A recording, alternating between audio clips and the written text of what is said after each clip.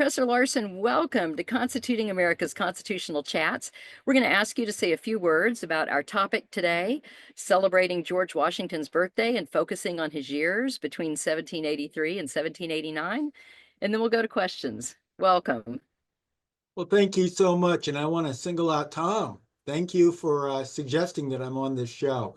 It's such a pleasure and honor. I know we have some mutual friends, including the current chief regent. That's like the person in charge at Mount Vernon, D.D. Petri, who is a mutual friend of both of ours. So I want to also give a shout out to her. This book really resulted from my years of teaching at the University of Georgia, where I was chair of the history department and would regularly teach the first half of American history there at the University of Georgia.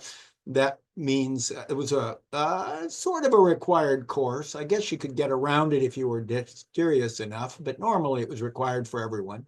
I'd have huge classes of freshmen, every first-year students every year, like in the hundreds. We had whatever classroom they could find me. The biggest was 450. And so I would cover the period from the founding, Jamestown, if you were, through the Civil War. And right in the middle of that, of course, is George Washington. And I used different books and I handled it different ways. And one thing that really struck me was that George Washington would be a major feature when you're talking about the Revolutionary War, as well he should. He was the commander-in-chief during the Revolutionary War. And then once again, you got George Washington when he was president of the United States. But there was a gap in there because you'd have to teach a couple classes, or at least a class, talking about the period of the Articles of Confederation and the settlement of the war and those 5 or 6 years between. And Washington would disappear. And that struck me as odd because he was not a shrinking violet. And you were wondering, what was he doing during that period? And so I started looking at other books. And there's a string of great biographies of Washington going back. Flexner wrote I think a 3 or 4 volume set, and there were other ones, many of them Pulitzer Prize winning books. And in all of them, no matter how many volumes they were, they would basically jump from the time he was commander-in-chief to when he was sworn in as president. There'd be a gap. Maybe there'd be a mention that he was at the Constitutional Convention, but they wouldn't give him a major role there as opposed to leading it.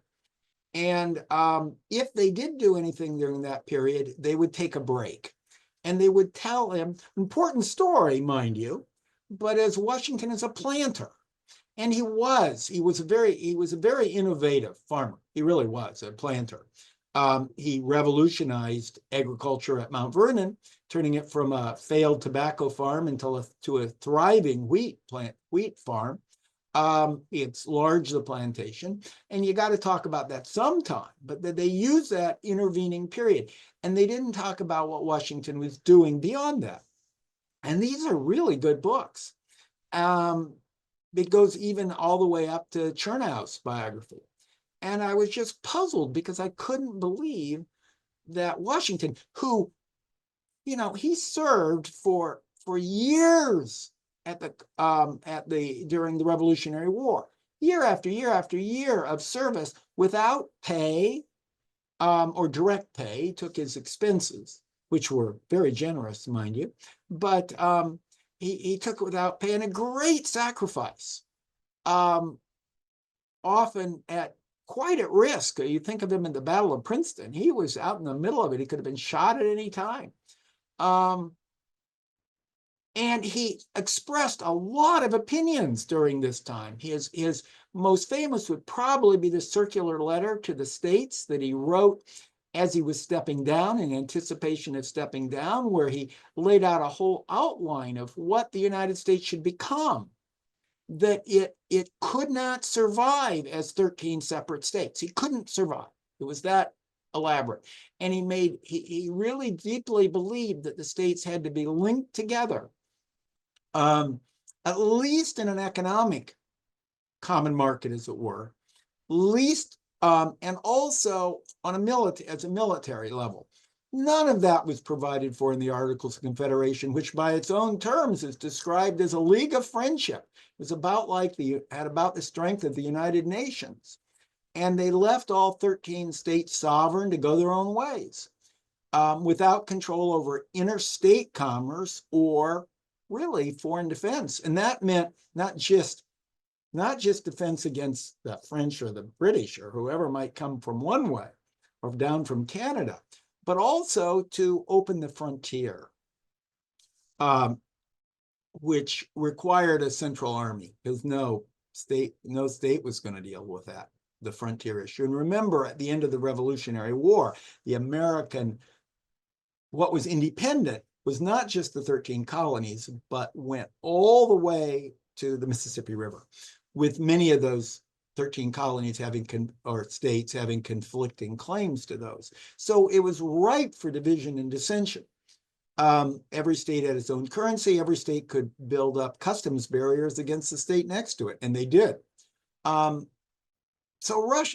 Washington cared a lot about it. And suddenly, he's going to disappear. He was, along with Franklin, they were the only two Americans. They were only the two people with national standing. And Franklin had similar concerns. And so I just couldn't believe Washington was just sitting around farming. And so what I started to do, and Mount Vernon was helpful in this, I got a fellowship down there, but I also did a lot of other work to see what was Washington doing during that period between then and when he became president, because we know he became president with an agenda. He had a whole slew of things that he started doing right away, including creating a national market economy, which of course Hamilton was his right-hand person, and opening the frontier, which Jefferson was his right-hand person on that. He used Madison to develop a whole litany of domestic proposals. What was he doing in between? And so I started looking, and I found out what anyone who could see, because he kept abundant records, and we have a wonderful collection of his letters. He was hyperactive. He was communicating constantly with governors and with members of the Confederation Congress, with people like Robert Morris, who was the sort of like the equivalent of a Treasury Secretary, head of finance, and with Henry Knox, who had taken over the military. And John Jay, who was very active both as the foreign secretary. So you've got the foreign secretary, you've got the Treasury Secretary, the equivalent, and the equivalent of the head of the military. He was communicating with all of them all the time, as well as governors. And what he was championing was the idea that what he had written earlier in the circular letter to the states, we need a stronger central government. People would visit him continually, both uninvited, but also invited. And he had many leaders coming down to Mount Vernon all the time. And he was actively working at building a new federal union, the federal union that ultimately would result out of the Constitutional Convention. And then he joined in Virginia's call to have a Constitutional Convention. He had earlier had the Mount Vernon meetings at Mount Vernon, where he came up with working out the border disputes and common market sort of activities for Maryland and Virginia, so that they, in the Chesapeake Bay region, would coordinate. Then he took it on to the Constitutional Convention, and of course, he was put forward as Virginia's chief delegate to that. And when he became there, he became the president of the Constitutional Convention. And behind the scenes, as any good leader of a convention, think of Speaker Johnson today or Speaker Pelosi before that, they don't vote, they don't speak. A speaker never speaks. That's parliamentary rules, but they're basically running what's happening. And he was doing the same thing at Philadelphia. And so I could unpack that story, which fleshed out those 5 years of Washington's role in uniting the states. So that was the idea behind the book. I simply had worked too long in that period teaching it to say, what fills in this gap? And I found out that quite a bit filled in that gap. Well, thank you. And that's such an important time in our country. Immediately following the revolution is really the make and break time of the country. And it sounds like he had a very steady hand behind the scenes during that time. And I know we're just so proud, so honored to have you, and so appreciative of your time today. I am going to turn it over to Janine. I know Janine's got a lot of questions. Yes. Hello, Professor Larson. I'm so excited. The minute, my name's Janine Turner, by the way. The minute there's an ice storm up here in Texas, that's why I'm off camera. North Texas up here, we're getting ready to get minus 10 degrees. When Tom Hand mentioned your book, and I immediately purchased it, and I started it, but I'm moving my 88-year-old mother into my house, and so I haven't had a chance to just luxuriate and really delve into it yet. But it's wonderfully written so far, and I'm sure the whole thing is as well. And this is what a brilliant idea, um, to to to kind of fill the gap of this time period. So my first question to you is: I know you have this distinguished academic and professional career. And by the way, I'm a Pepperdine alum, so to speak. I attended Pepperdine. Um, what what you have fellowship at Mount Vernon. I've been to Mount Vernon quite a few times, and I believe in your book you stayed on the premises. You lived on the premises for a while, did you not? I did. I had a fellowship there for that book and for a later book called Franklin and Washington about the interrelationships of Washington and Franklin. And I actually have one right now. I will be back at Mount Vernon in a week. Spring break's coming. I was there much of the fall and working on my current book project. So yes, I have had the delight pleasure to actually live on the Mount Vernon campus. And it's so nice because you're there before the hordes descend. There are a lot of tourists, and I get to go over and sit on the portico and have my morning coffee and watch the deer run around before they're all frightened by thousands of school children running around and shouting. I love that the That school is children go, but I like it there peacefully without them too. Well, I have visited, and I believe, Kathy, didn't I stay on the premises when we were having an event there? I think I did. Yes, Um, Juliet and did. Juliet delivered a lecture there. That's right. That's right. That's right. And so how long? So they give you one of the houses there that's on the premises, and are you there for like months at a time or the whole month? Or I just think that's fascinating, and I imagine you really can tune into his spirit while you're there.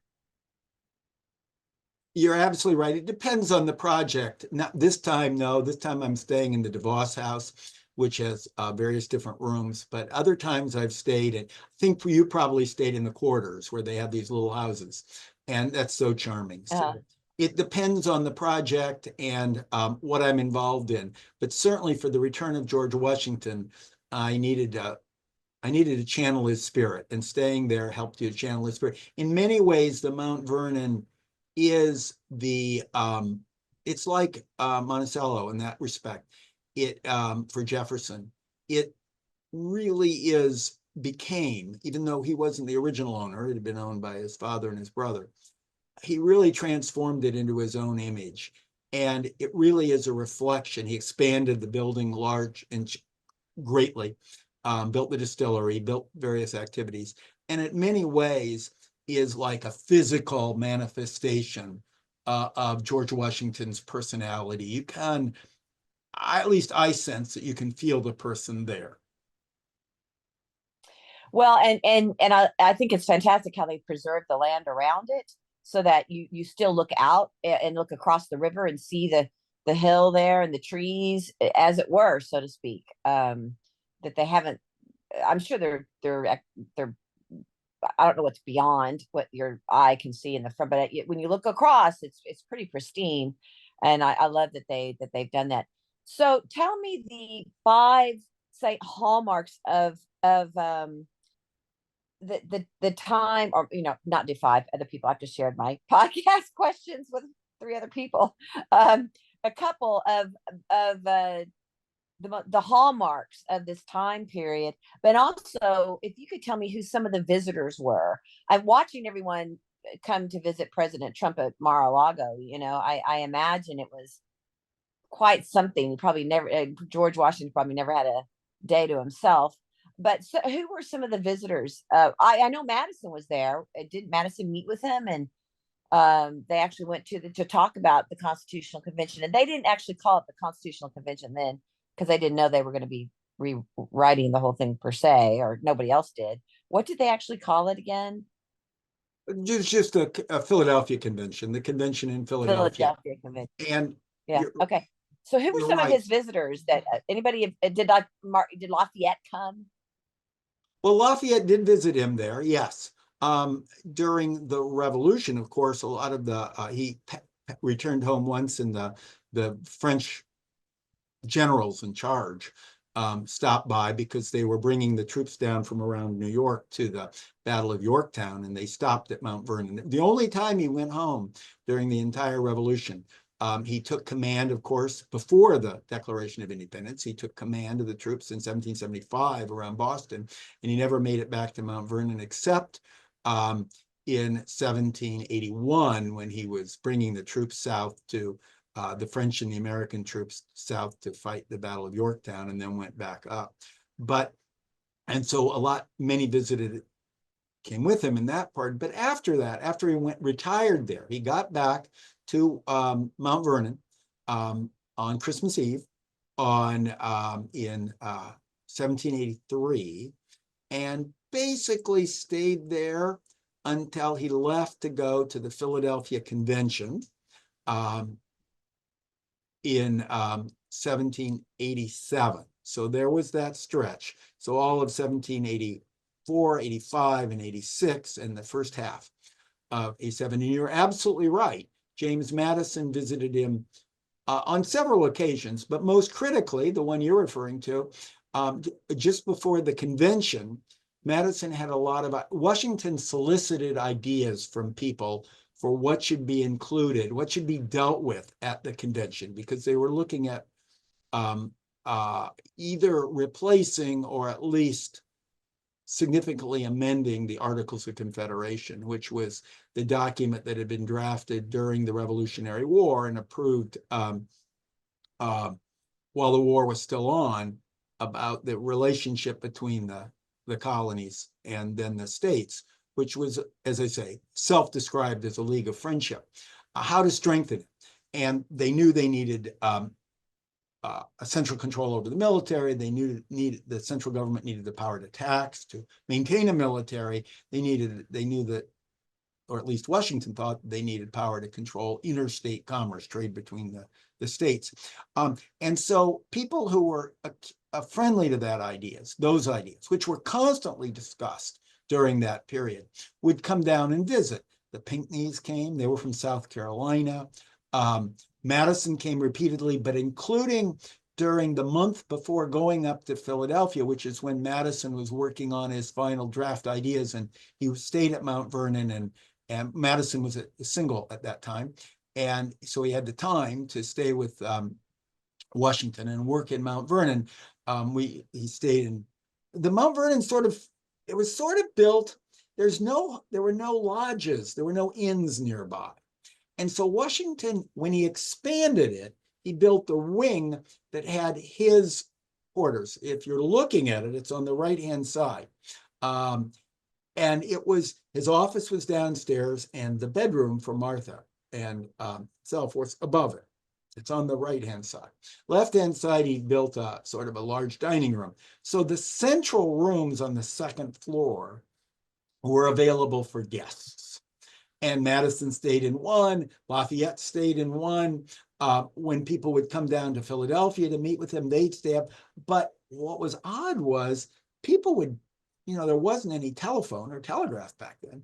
People would drop in uninvited because everybody after the Revolutionary War wanted to see the great man. And they'd come over.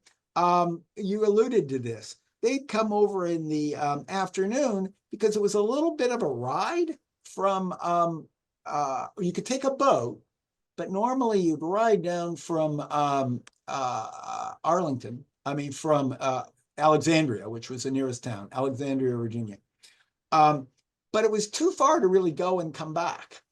And so you'd drop in and you'd sort of be trapped. You'd invite him to dinner and you'd often invite him to spend the night. And Washington later observed that during this period, he didn't remember a single afternoon meal. They ate the afternoon meal at about 3 or so. He didn't remember a single afternoon meal where he ever dined alone with his wife. He always had these guests. And he would be visiting his farms and directly overseeing. He had 5 farms. He collected 5 farms around Mount Vernon. He kept adding them during his lifetime. He made great use of obtaining quite a bit of money when he married Martha, who was the richest widow in the state. And he used that money to help expand Mount Vernon and into the other farms. And he would tour those in the morning, and then he'd be stuck having dinner with all these late afternoon dinner, and many would stay in these rooms. And Morris came down from Philadelphia. He had a considerable number of visitors, but he also maintained an incredibly active communication by mail. And we have many of those letters saved in the Washington papers of George Washington, have collected them and printed them. They're available online. And so he was constantly communicating with people like John Jay and Benjamin Franklin to a lesser extent, and Robert Morris, the Pinckneys of South Carolina, as I mentioned before, various Henry Knox, who was head of the military. But some of these would be visiting him as well, and some staying for quite some time as they discussed various matters. And he hosted the Mount Vernon Convention, which was the convention where the delegates from delegates from Maryland and the delegates from Virginia got together to come up with the Mount Vernon Compact, as it was called, breaking down trade barriers between Maryland and Virginia, which became the model then. From that, they held the Annapolis Convention, which invited more states. 5 states came, and that convention, and Hamilton was one of the people that came to that, as well as Madison, and then and John Dickinson from Delaware, and then from that, that group proposed having the Philadelphia Convention, where they invited all states to come together and at least come up, at the very minimum, they were charged with coming up with something that would deal with breaking down the barriers, trade barriers, that is covering interstate commerce, and also the barriers against the central government having the power to tax and spend for the general welfare. Well, I have to toss to my fellow host here, but I find this entire thing to be fascinating, and I can't wait to finish your book.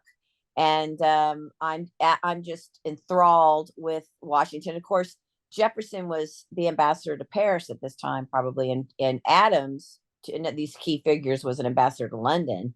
Very fascinating stories, I believe, at the time. But Washington is just the indispensable man, and I always talk about the fact that he had to pull this disparate, different, vastly different in their thinking, like different little countries together to win the war. And he knew how important unity was to win that war, and that we needed to perceive this. And we give a lot of speeches at Constituting America. I give a lot of speeches, and And I talk about the fact that, a lot of countries can win the independence, they can win the war, but they can't govern themselves, and they can't unite. They stay too tribal, just they disperse too much. They can't agree, and then they lose everything for which they fought. So it's he really was the indispensable man in bringing this all together, and he had such a talent. I'm just enthralled with him, and I'm enthralled with you. So and I have a project I'm working on with Washington as well. So we'll talk offline. And I'm thrilled to meet you. And I can't wait to get my mother in my house on Friday. And then the first thing I'm going to do is pick up and finish your book. And I can't wait to read it. So thank you so much for joining us today. I appreciate it. Well, and let me just say, I appreciate what you added. I didn't mention Jefferson, and it was good for you to raise him. Washington kept in very close. Jefferson was all the way over in France, but Washington had a good relationship with Jefferson at that time. And he often wrote, there were many letters to Jefferson. Adams, not so much so. Jefferson was a very prickly guy. And Adams had tried to get Washington fired as a general during the Revolution. And Washington never really forgave him for that. So there was a distance with, I don't think he ever asked for opinions from John Adams. But what Jefferson would be I another don't think I example of even a knew person that. he worked closely I'm with. a huge I'm a huge Adams fan. I don't think I knew he recommended Washington. I didn't know he tried to have him fired. Yeah, he tried to have him fired later. Washington never forgave him. He never let him Oh come. my goodness. He never let him come to I cabinet meetings.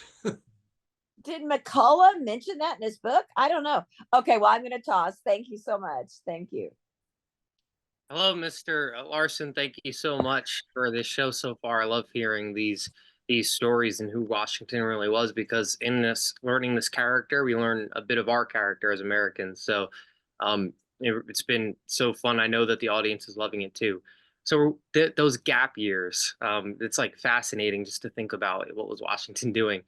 And the way that you set it up was so interesting, because I don't know. I didn't think about those years very much, and I guess I just imagined him sitting back on Mount Vernon and relaxing. And the way that you tell the story is so compelling of what Washington was really doing. Can you tell me can you uh, as a general to a farmer and a landowner, to a statesman, at that period of time after the Revolutionary War had been won, before he became the first president, what I mean, these were Renaissance men, so they learned about a lot of different things.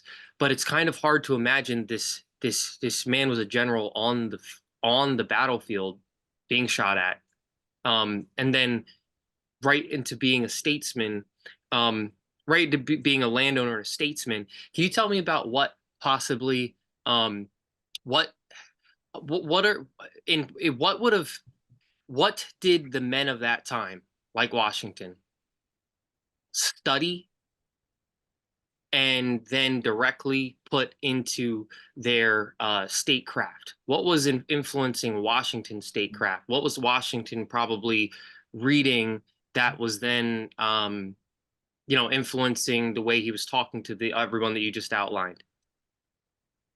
That's an important question. Washington was like Benjamin Franklin, and unlike a person like Jefferson or Adams, Washington never had a formal education. He didn't go to college. He didn't go to school. He wasn't formally tutored. He was in many ways a self-made person. Now, he did have a rich father, but he was from the second wife. And it was expected that back then, Virginia had a policy that everything would pass to the oldest son. And so that was law. And so it was not anticipated that Washington would inherit land. He inherited status. He was part of the gentry, and that his father was a plantation owner. But he thought he had to earn his own way.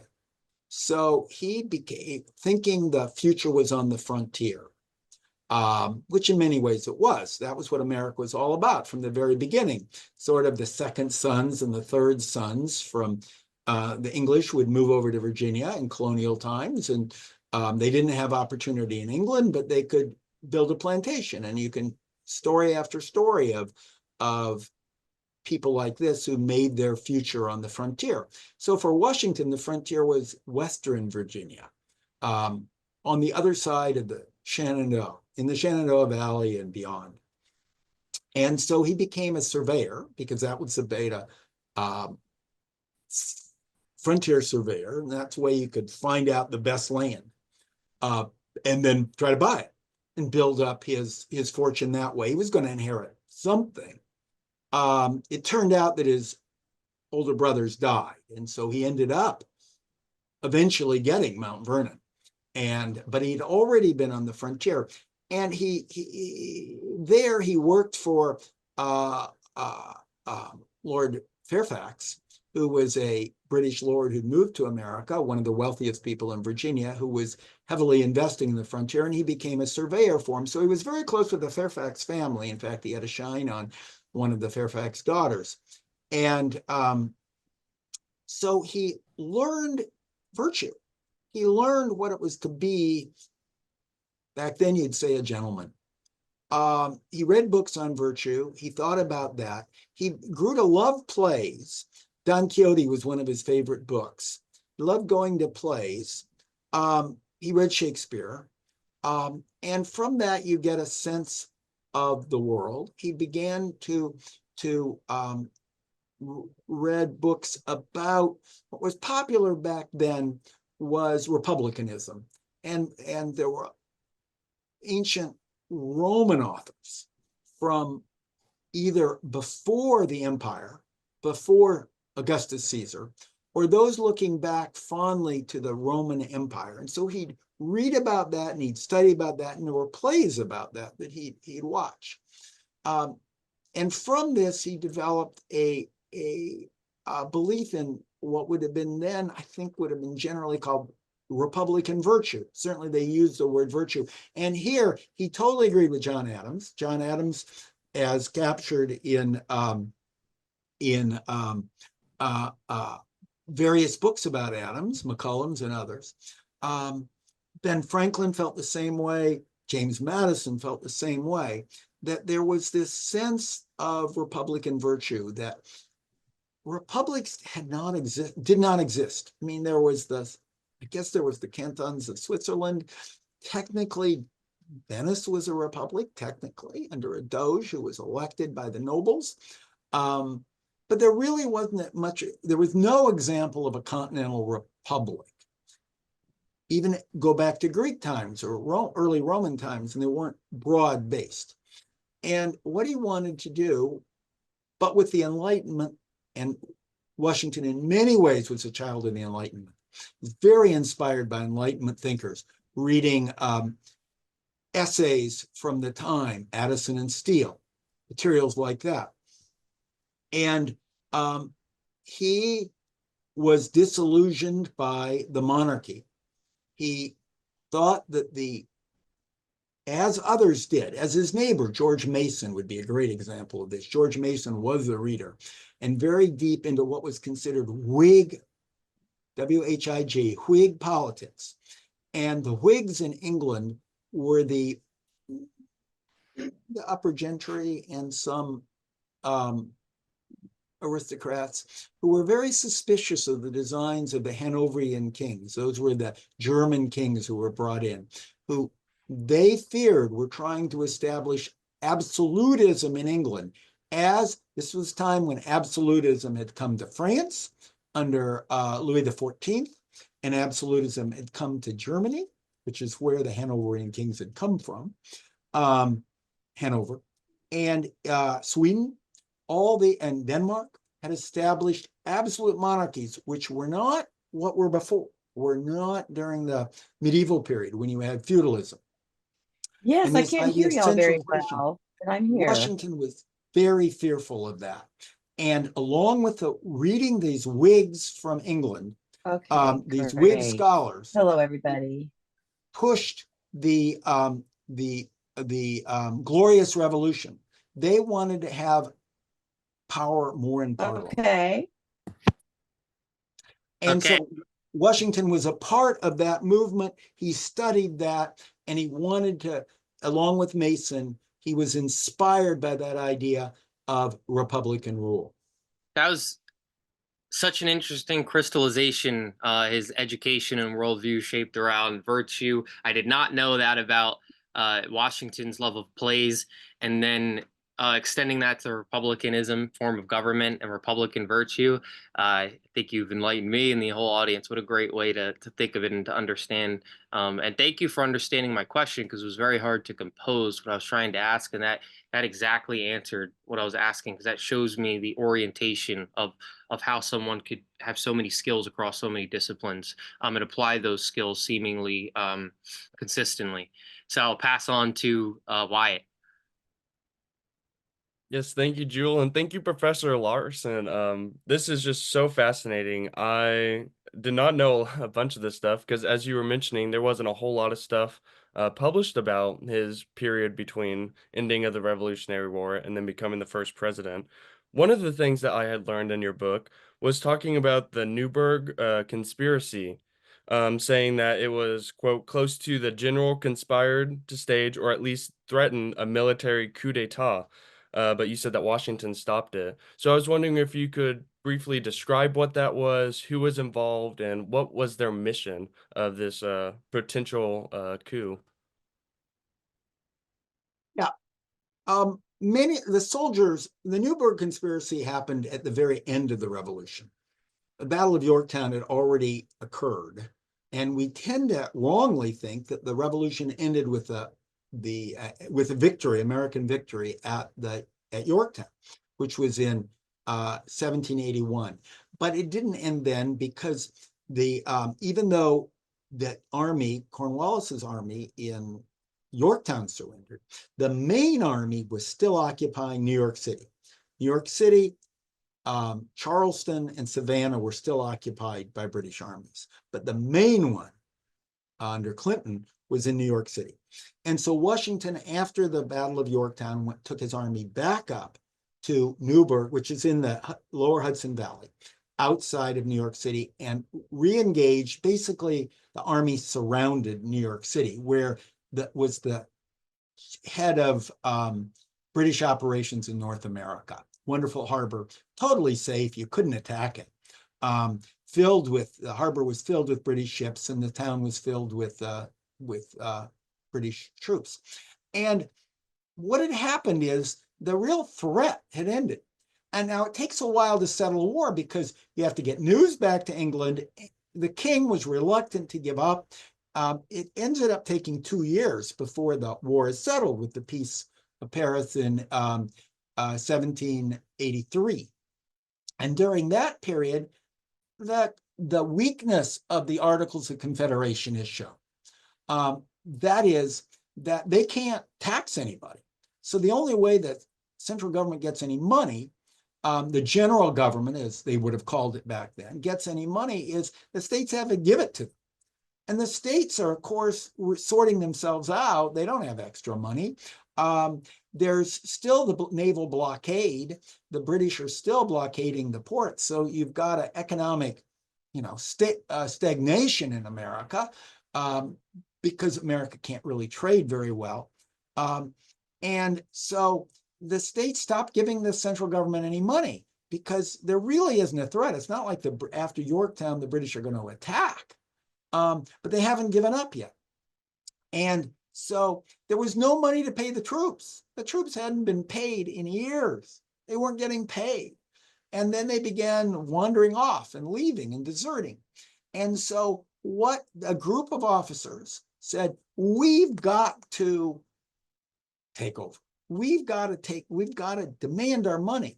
We've got to, like what happens after the end of most revolutions, the one in Cuba or the one in France or the one in Afghanistan, the military takes over. And that's what the British had always threatened.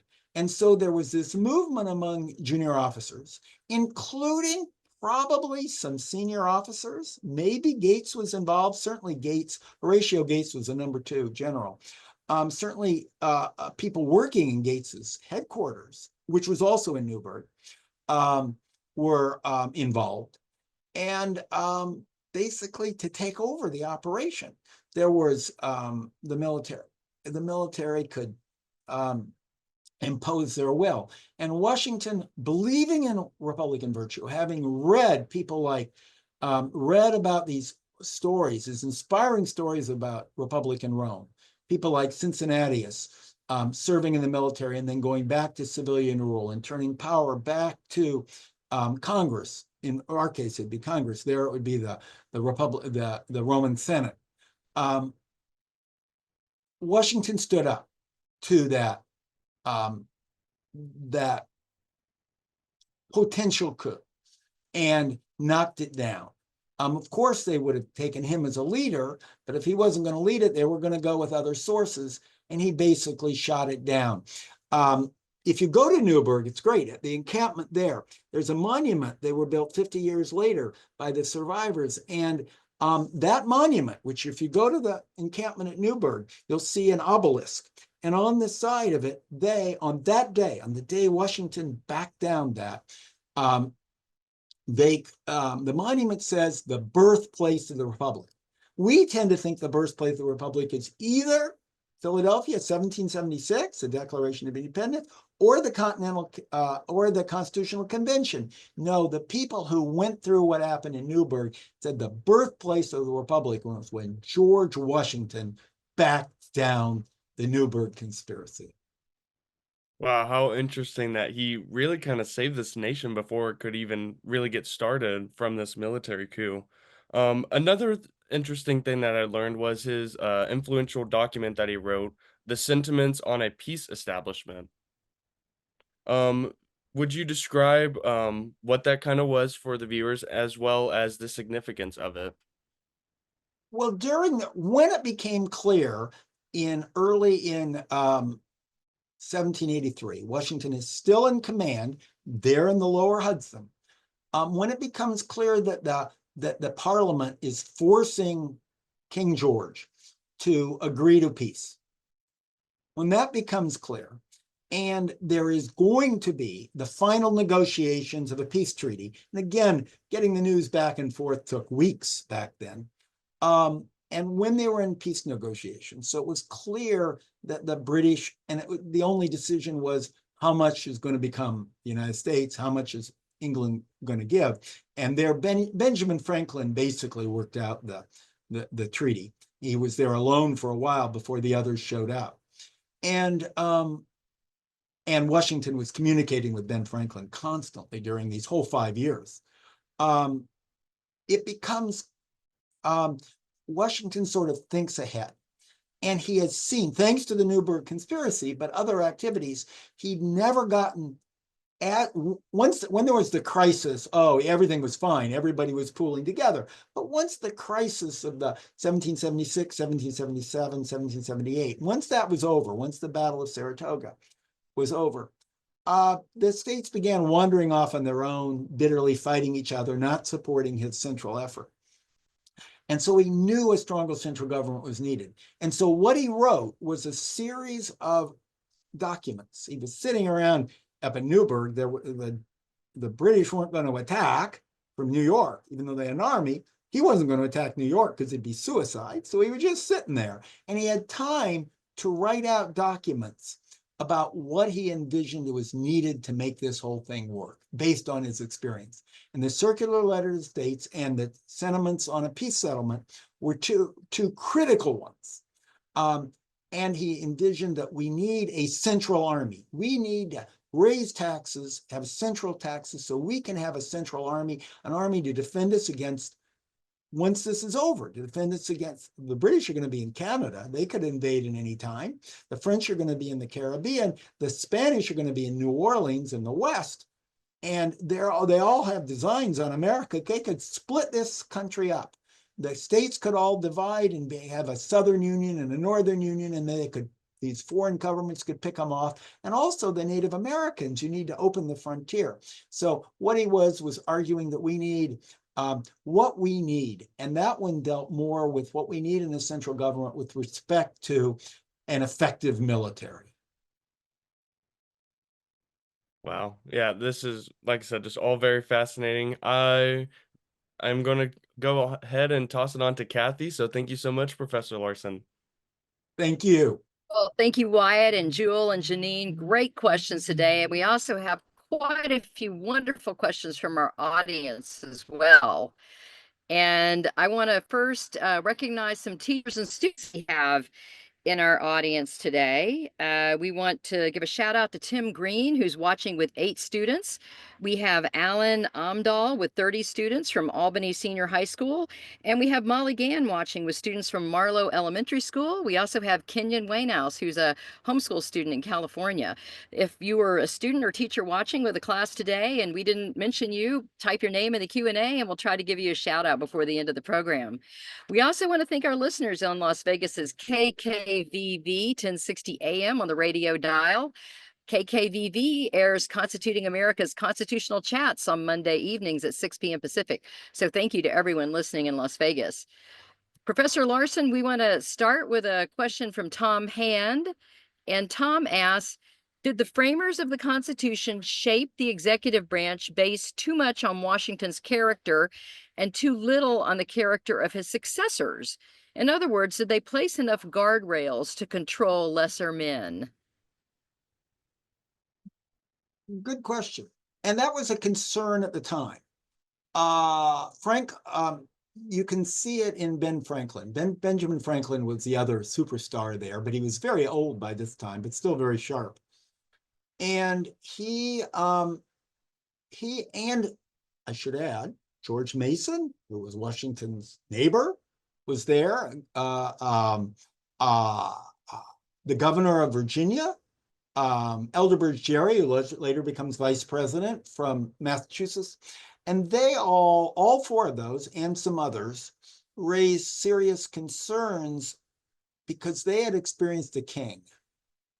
And they sort of had this notion that power corrupts. And they had proposed, led by Mason and Randolph and Gerry, that there not be a single executive, there be a 3-part executive. Sort of like Rome had the 3 councils, or where they had 3 councils, or early French Republic, to sort of divide up the power of the monarchy. And that was beaten back.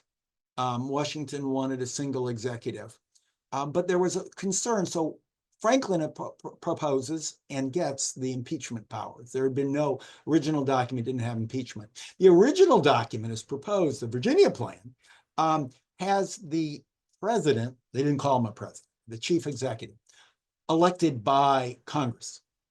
So it's sort of like a parliamentary democracy. And they shift for fearing of that would be too controlled by Congress. And Madison believed in the checks and balances idea. Let's have the president elected. So Franklin said, okay. And Franklin and others pushed for a direct election for president. But the Southerns didn't like it because they didn't have that many people voting. In the North, more people voted. In the South, less people voted. So if it was popular vote nationwide. And so they came up with the idea of the Electoral College, basically based somewhat on how the king was elected in Poland and the Pope was elected, were their analogies, and the Doge in Venice. And they came up with the Electoral College, but the fear was it would be too strong. And in fact, Franklin in his closing speech said he was going to vote for this. Despite his concerns about 2-power executive, he was going to vote for it because he trusted the first person. He trusted the first person. He trusted the virtue of Washington. Thought Washington would be a great leader. But he said in his closing speech at the convention, which was widely published, this government will end in tyranny. When Adams, who is one of my heroes too, don't get me wrong, I like Adams, but Addison read the document and he says, this will never work because they traded nets. The executive is so strong, the Constitution has created nets to catch whales. He was from New England and you can't catch a whale with a net. That was his argument. Jefferson, who was in France, had his concerns. He says there'll never be a second election. Once one person elected, they won't have another election, or because they'll claim the votes are all fraudulent. So Jefferson wrote about that. So a lot of the concerns with the too powerful executive existed at the time and continued thereafter. But I don't think anybody back then thought the Constitution would last 250 years. Well, fascinating and a great question. Thank you, Tom. Martha Jenkins says, love learning more about Washington. His great grandfather on his mother's side and his grandfather on his father's side are both direct ancestors of mine, so I can claim him as a cousin. Was Washington also active during the ratifying conventions? Yes, he was. First, I should add about that note about it, cousins. I taught in the University of Georgia for 20 years. And I quickly found out that in the South, in Athens, everybody's cousins. I mean, everybody knows who their cousins are. And they have all these extended cousins. In the North, they don't think that way. So I can commend you on being a cousin. You are at some distant relationship. Washington, of course, had no children of his own, so his only relatives were cousins of various sorts. Yes, he was very active in the ratification. He wrote directly letters, some of which were published in newspapers, but also to people involved, pushing for ratification. So he was, of course, he didn't travel, so he didn't go to the other states, but he was in direct communication and his statements were published. So he was very much, he was the moving spirit in Philadelphia, one of the moving spirits. And thereafter the ratification, he didn't think he could, he tried to stay back because he knew he was going to be the first president. So he didn't want to be too self-serving, but he was very involved privately and in letters pushing for it. And also some of these being therefore published and announced. They said in Virginia, one of the opponents who later became president, James Monroe, who was an anti-federalist, said this document never would have passed, but because of George Washington, who wasn't at the Virginia Convention, but was the organizer and pusher of the Federalist side there. He's the one who got Madison to go and answer Patrick Henry point for point. He was very much behind the ratification process. Very interesting. Another great question. And, speaking of traveling, Bill Gorski asks, please discuss how people like Washington traverse from one city to another without a formal road system. With great difficulty. There was somewhat of a road network.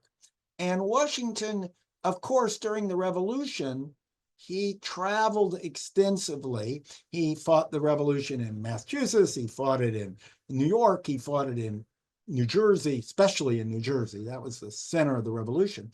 He fought it in Pennsylvania. He fought it in Virginia. And he had to travel in between all those things. There was some sort of a coastal road system, but the main way people got around in that period was by boat. Remember, these are all on the coast, and they were all ports, including Philadelphia. And so people would travel by boat a lot. Washington traveled more by land. And indeed, interestingly, when he became president, he thought he was so intent on uniting the states that he made a point of visiting all the states as president. And so he took a tour first of the North and then of the South. And you read about these encounters, and some of these roads. He had this carriage, you can see a twin of it if you go to Mount Vernon, with very cushioned sort of suspension system, a very good suspension system. But he was also a magnificent horseman. He, again, unlike John Adams, but like Jefferson and Franklin, who are also magnificent horsemen, he could ride a horse beautifully, and he looked amazing astride a horse. So he could either ride through the trails or ride on his carriage. Well, thank you. And we're right at the top of the hour. I want to close with a nice comment from Bob DeMartino. Bob has a company, History Salvaged, and he makes pens from historical wood, writing pens. And I encourage everyone to check his website out, History Salvaged website. But Bob says, great hour with Professor Larson. As a student of Washington, I enjoyed this hour. Recommend his wonderful book, Franklin in Washington, as well. So thank you, Professor Larson. We could have gone another hour easily today. We appreciate so much your time and your generous gift of wisdom with us today. And thank you to our audience. And we're going to invite our audience back next week. We're going to be back on Tuesday, February 25th at 2 Eastern, talking about a day in the life of a First Lady. So come back and join us. And any parting words from Well, I want to thank you for having me on. The questions were great. I just wish that I had the gift of brevity because I ramble on with an answer, but I really did appreciate all the questions from the three of you and also from the audience. I love talking about this topic. Have me back anytime you want. Well, thank you. Thank you so much. And thank you, Wyatt, Jewel, and Jorn, and Janine. So y'all have a great week. Thank you.